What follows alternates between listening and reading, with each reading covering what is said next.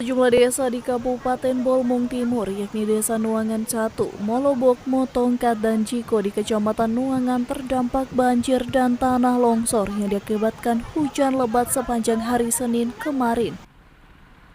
Syarif Marjan, warga Molobok Timur, mengatakan air mulai naik sekitar jam 3 sore dengan ketinggian mencapai lutut orang dewasa.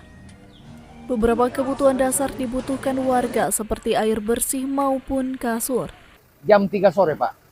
Iya, jam 3 sore kemarin udah naik. Sampai buku-buku yang kami butuhkan sekarang yaitu untuk tempat tidur dan air minum lah.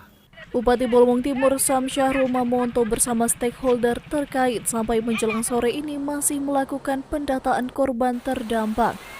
Belum ada laporan korban jiwa atas musibah ini. Dari Bolang Mongodo Timur, tim liputan Kawanwa TV melaporkan.